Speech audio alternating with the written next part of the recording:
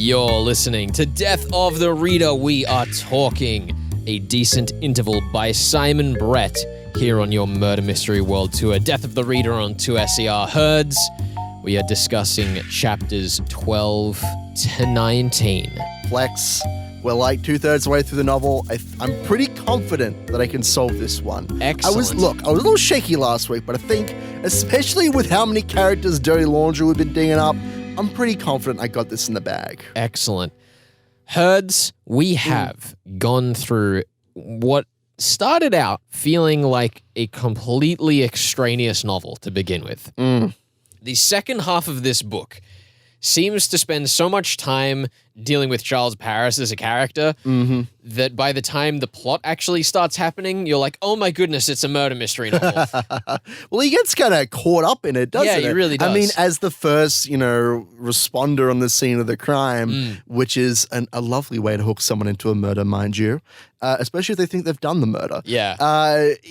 We kind of have this very natural way of bringing Charles into the actual murder mystery, which I really appreciate. And yeah, the focus on his character. I have not read any other Charles Paris murder mysteries, but I'm getting a very, very good picture of how incompetent he is. Yeah, I think, poor man. Obviously it already happened, but I think that the scene where he sits down and he's like, well, goodness, if I just stayed in the crime scene and looked around for clues, that would have been far better than getting out of there and looking for help. It's like, but Charles, you're a murder suspect. Well, that's the thing. Are you a detective or are you someone who cares about someone's well-being when they've had their brains dashed on the floor? I really appreciate it. I love watching Charles Paris go back and forth on his alcohol addiction, because that's really what it is. Every single day he says, well, I feel really good about myself because I've decided only to have 2 glasses in the morning and 1 bottle in the evening. Yep. And then he inevitably drinks more than that even. It's terrible. The poor man is a self-destructive tank. Yeah. And I do like the comparisons that we have with, for example, Dennis, who is laid out as a smoking comparison to Charles's alcoholism. Yeah. And I like that there is that lens through which Charles is able to see himself. Yep. It makes him sympathetic, right? It makes it so that we, through Charles Paris, understand the problem that Dennis has, and it makes us much less likely to suspect him, which I thought that was really clever, actually. Yeah, I think he sees a kindred spirit. For how deep we are into the Charles Paris series, I think this is the 13th book, though don't quote me on that. I really should have looked it up. I won't quote you. But I think that there is an excellent fleshing out of characters for how deep we are into the series. Charles is built basically from the ground up, but in a way that I think, having, read some of the other Charles mysteries, still doesn't feel recycled. We still get to know his character and deal with facets of it, but the bits that have already been established are portrayed through action, and the bits that we're exploring are portrayed more through narration. For sure. And I really like that balance. Yeah, obviously with Charles Paris being a reflection of the arts industry in Britain, particularly for Simon Brett, who is involved there with, radio productions and TV productions and all those sorts of things, as well as his novels. It's interesting to look at Charles and say, why is this how Simon Brett chose to portray the modern media?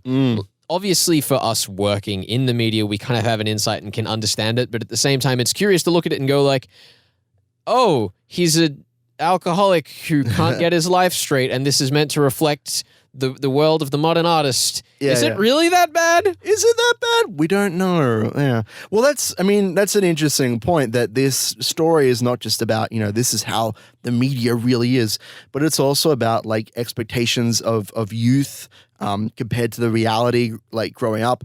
I really enjoyed, again, she's still in the periphery of my vision here.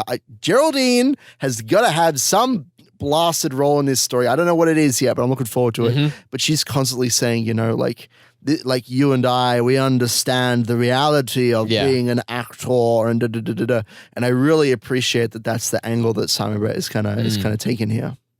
Now, of course, Herds, we finally actually get to the crime scene. Thank goodness. In this section of the novel. 2/3 of the way, I think more than that through the novel, because the earlier chapters are actually longer than the later chapters. One could argue One could argue that we did in fact get to the crime scene right away because it was there when Charles arrived. But because of Charles's character flaws and inability to notice absolutely anything, we didn't actually get a description of it aside from a note about the eye, which is particularly what we cover at the end of this sequence here as he goes in and convinces himself that there was household bleach in her mascara. Yes, which I am inclined to believe. I think that is a very astute observation. And Curious. In fact, we actually we get some kind of limited confirmation of that when we find that some corrosive substance has been on the chair, on the chair that Katrina was seated in. I think the other thing that was very interesting about this sequence was our journey out to the PR agency. Oh, I love that scene because it was a fantastic scene, but I also didn't really feel like it led anywhere. No, well, this is the thing. It really just highlighted the fact that Katrina's move into the star room was, very spur of the moment, with her manager having to leave. Various characters have confirmed the fact that she left the building and then she came back. But yeah, I think it's more just to show how kind of scummy the PR agency is, really. Like, that's really what it's there for. That's why Simon Brez included that scene. As we were saying about Charles and his reflection of the industry, I think that it gets very, very explicit in that scene, particularly when we look at him arriving in the room and thinking like, oh my goodness, they have so much power over me. And wait a minute, I'm the one with the information. Yes. They're the one. He figures it out. Yeah. And that changing of the dynamic is such an elegant part of that scene where we still have this very disjointed perspective through Charles, but it feels so fluid because there's that realization, and the carry forth is he's like, oh right, I'm amateur detective boy. I'm the one solving the crime. I mean, it carries through from even before he meets up with her when he's composing the text and he's stressing about it. He's like, I don't understand how texts work and I take half an hour to compose one. And then finally he gets the call, which is something he should be more familiar with by his own admission.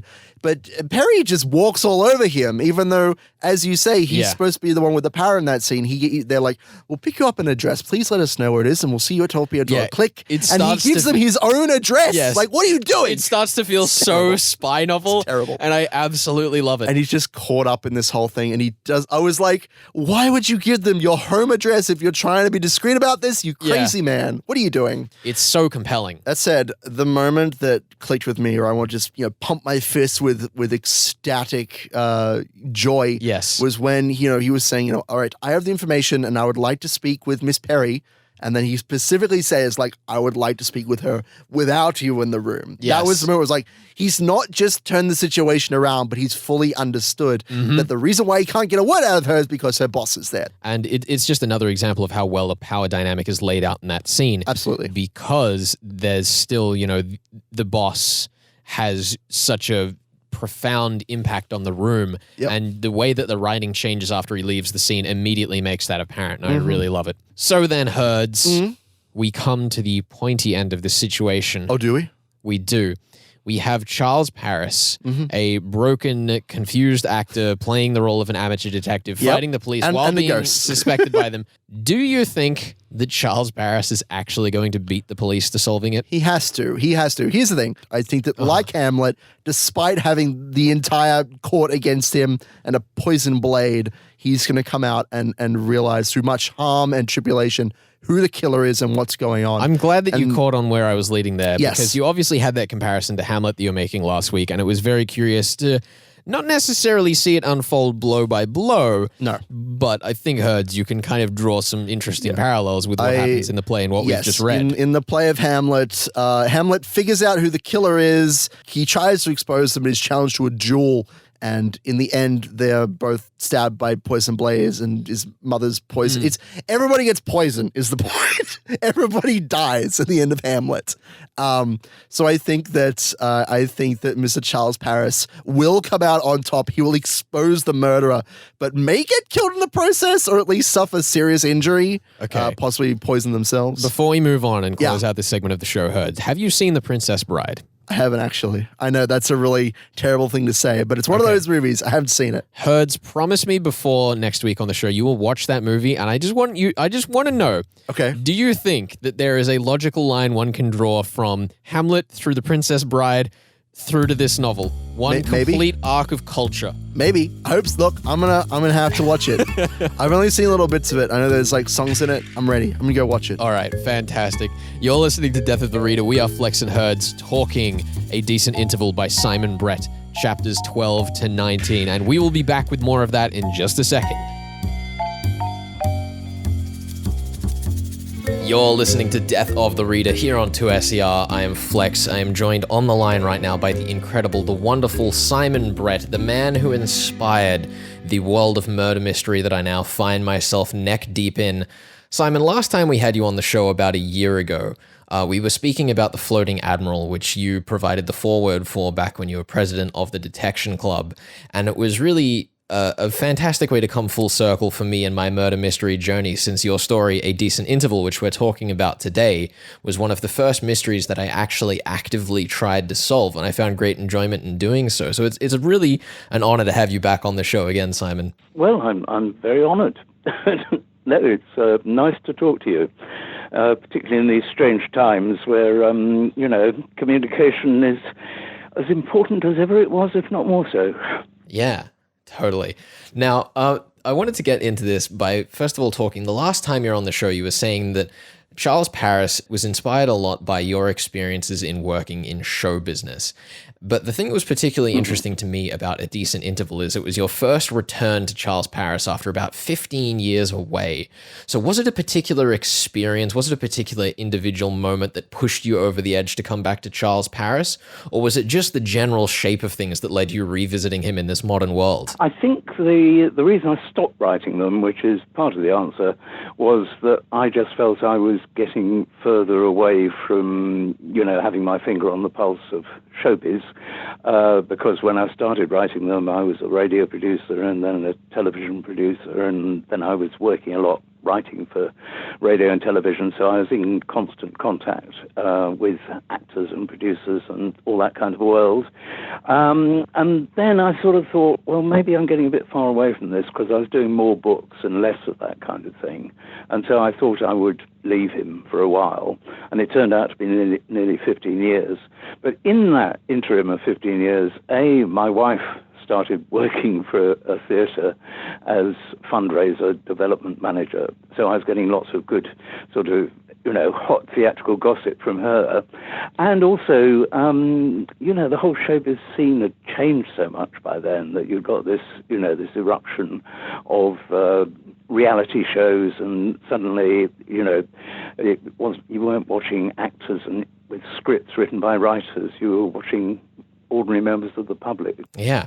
I think one moment that really stands out in A Decent Interval to me is the scene with the PR agency, which we've spoken about on today's episode, where there's this beautiful character dynamic going back between Charles walking into the room, assuming he's the one on the back foot, but then slowly realizing over the course of the scene that it is in fact the people he's talking to that are on the back foot.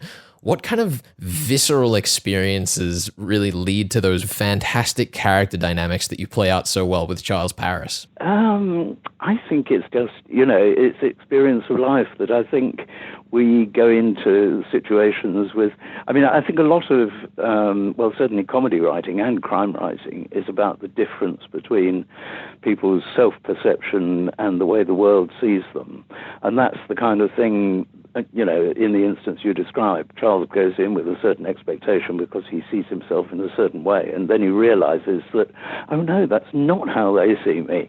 And I think that is a variation that you can just go on playing for as long as you want to. And it works particularly well in comedy and in crime, because in crime you've often got characters whose surface appearance doesn't betray what they're thinking deep down, almost by definition. If you've got a murderer, they're not going to say they're a murderer straight away. So there's a lot of subterfuge, and I think that is a dynamic that I just really enjoy playing with. Yeah. So you mentioned that obviously you were coming back to this after years away and you'd see the industry change and been reintroduced to it through your wife. But I was very interested by your portrayal of social media. And even then, that was 2013 social media, more or less, which is almost an entirely different beast to today. Why did you choose to dig into it to explore this character, even though Charles himself is so separate, even in the book, from the world of social media? I just thought that, that was a big change that had happened during the not writing about Charles Paris period. And it was something I should acknowledge. And in fact, I mean, I still don't do much social media myself, hardly any. But I remember I got my son to give me his passwords and things so that I could get into what was going on, because, there were characters who would use it even if I wouldn't. So, I mean, that was a bit of research. And I found it very strange, because I sort of spent this, it was only a few days being in social media things, and I felt like a sort of inadvertent stalker. I didn't like the feeling at all. And that's really interesting. I think it's very interesting comparing that particular thought about the stalker to how Charles is portrayed as a very flawed character, because obviously he has, the drinking problems and the relationship with his wife that have been pervasive through his character portrayal extensively through the series. And it was interesting to see that contrasting with his dealing of the modern world of social media, and how that was almost a vice to him as well that he was trying to avoid. I thought that was a really strong aspect to how that was portrayed. Yeah, well, I think, that's his character. And I think there also is something kind of slightly voyeuristic about social media, in the same way as there is about, reality shows on TV, watching ordinary people's lives. You're snooping, really.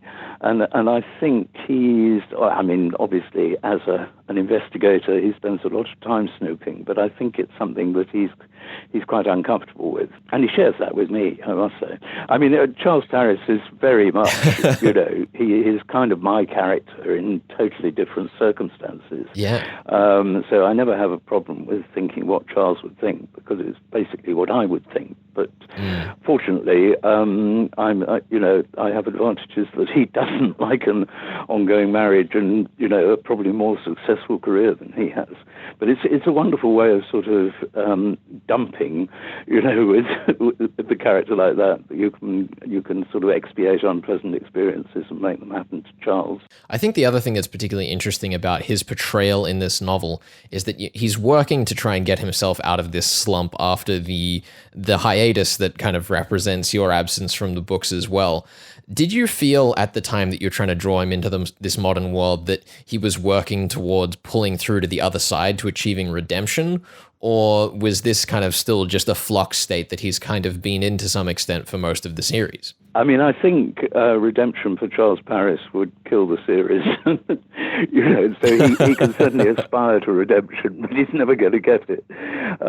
So, I mean, I quite often, I get emails and things from people saying, "Oh, can't you get Charles back with his wife, and can't you get him a decent part?" And I mean, yes, I can, but if it becomes too permanent in either case that he's successful. A successful actor doesn't need to investigate murders, really. He's kept too busy being an actor. But of course, there's an irony that I've now been writing about the character for so long that I've now written 20 books about him. And, the joke is meant to be that he's a very unsuccessful actor, that he doesn't get much work. But in fact, if you add up over the books, the number of jobs he's done, and particularly because I've got this running joke of, quoting his reviews of former performances, things like Charles Paris's Henry V had me rooting for the French at Agincourt, that kind of thing, which I love writing. But if you add them all up, he's had an extraordinarily successful career. He's kind of been out of work at any point. So, I mean, that's a kind of, that's just a running joke, really. So, I mean, you can more or less guarantee if the book starts with him rapproching with his wife Frances, by the end he will have screwed that up. And if it starts with him getting a wonderful part that is going to revolutionize his career, that's going to get screwed up too. I mean, that's just the dynamic of the series, really. I think that's such a fantastic way to put it, and I've been trying to find a way to describe that to my co-host Herds as well, and I think that you've put it really well there. Simon, thank you very much for joining us here on Death of the Reader. I do have to ask before we go, does all of us being in lockdown mean that the next Simon Brett masterpiece will be coming our way sooner? I guess it, in a way, it does. I mean, the book I'm writing at the moment, which is one of my feathering series and is called Guilt in the Garage, I'm in danger of delivering it early, actually, because, I've had less distractions. I mean, normally, if I look at a week and I think I'm just going to be a writer all week, I'll ring a mate and fix to have lunch or something. Well, that's out the window. So I am actually in danger of getting there a bit quicker. Well, I certainly, for one, am looking forward to that book coming out. Thank you very much for joining us on this show, Simon. It's been a pleasure speaking with you, and we hope it won't be the last time. Well, it's a great pleasure, Felix. Thanks very much indeed. Thank you.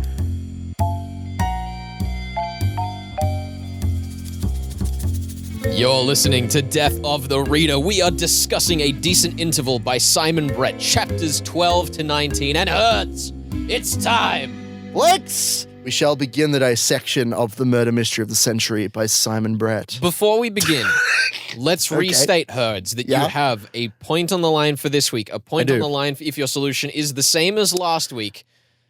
Yeah. Is it? Yes, more or less. Oh, I'm excited. More or less. I'm very look, excited. Here's the thing. I'm sticking with my claim from earlier that is Will, is it Portlock is his name? Yes, Portlock. Will Portlock in the backstage area with the bleach and the mascara. I didn't quite see mascara coming, but certainly a makeup kill here. But it turns out that she just fell on her butt and died, which I'm pretty sad about, and I'm inclined to believe that as well, which makes me very, very disappointed. But yeah, it seems as though we are in fact dealing not just with a manslaughter, but sabotage of a person who didn't even mean to manslaughter. It's very strange. But yeah, no, I'm going with the same, a similar theory this week. I have been thinking a lot about it, especially the implications of gender in this novel, as I often do. It seems to be a running theme with me, because I was thinking more on the Millie theory that I'd pose as my kind of secondary jab there, and it occurred to me that putting bleach in the mascara is a very I would say female kind of gendered crime, like messing with someone's makeup, especially mascara, which is typically a very feminine, beauty product, I think is supposed to guide our minds towards a female killer, which to my mind points us towards Millie. But, and this is a big but, something jumped out at me about halfway through the novel that I think is pretty pertinent here. And that is simply that Charles Paris has trouble with calling lady actors actresses. I think that the novel really goes out of its way. We were discussing this in the first part, actually, that it is a consistent flaw of his that he thinks of actresses as being female rather than the more gender neutral term actor. And I think that is supposed to point to us, to point out the fact that though we would consider mascara to be a typically feminine thing and point us towards a female doing the crime, I think that particular thematic there is supposed to point out that it doesn't matter what your gender is. It doesn't matter. And that not only could Will Portlock have done the deed, but that it brings forward that Sam Newton-Reed could be the one killed because they're using the mascara on stage to highlight themselves and that sort of thing. That would be a very satisfying way to drag that mechanic back around. I would say so, yeah. It's always one of these things that I love most about mystery novels, getting to the end of them and coming back and seeing the evidence laid out before you as you go back. And I think, Herds, if you're right here, this may be one of the most satisfying rereads you ever go through. Sure. Because the way that all of the dialogue spins in that direction about the difference between, Charles Paris's perspective on feminism and actual feminism and the portrayal thereof is going to make it a very, very fun look back. Yeah, I definitely think the conversations that Charles has with Frances about, how much they conflict with each other is not directly about gender, but clearly there's a highlight there being made between the two of them and their approaches to relationships. Yeah. I did want to take a slight tangent as well. The only thing that is holding me back, I still think there is no other better candidate, but the only thing that nags at my mind is the fact that we have seen hardly anything of dear little Will on screen since the murder happened. But I want to tell you, you have to indulge me for a second. Okay. I myself, the great Herds, I like to play a little game called Mafia. Yes. Also known as Werewolf, also known as Shadows of Camelot, doesn't matter. Point is, if you're not familiar, it's a social deduction game wherein there is a large group of players and there's a smaller informed party who are doing bad things, and the larger uninformed party is trying to figure out who that person is. Usually it's a killer or a werewolf or whatever they're trying to find, or the mafia, and trying to dig them out. Now, I am under the impression that Will is our killer here. He is characterized by being, I would say, young and full of metal, full of boiled iron, I think is the line. Sure. Unkempt iron, boiled and full, something like that. Point is Fortinbras. But he is clearly supposed to be that like young up and coming guy who just wants the best for himself, just wants his father to come out and like see his play and all that sort of stuff. He's inexperienced, he's amateur. It is a very typical strategy for inexperienced members of mafia, because they can't handle the pressure after they've done the kill or done the bad thing in the social deduction game, to just sit back and not participate. I'm not like that at all. I like to get involved in the issue. That's what gives me away. But that is a very typical kind of strategy for new killers, new murderers to take. And I love this. Yeah. I love that you're bringing your own approach to game and game theory absolutely. into this, because obviously this show gets a bit better. Obviously, this show gets a bit meta with us trying to solve these murder mysteries. And here you are bringing your method for solving a completely different style of game and slapping it on the front of murder mystery. And I love that approach. Yeah. Obviously, one thing that we've teased with this book is that next week on the show, we are going to go through my method of deduction and how I got to the solution in this book. For sure. But I will tell you, Herds, it is quite different from your own.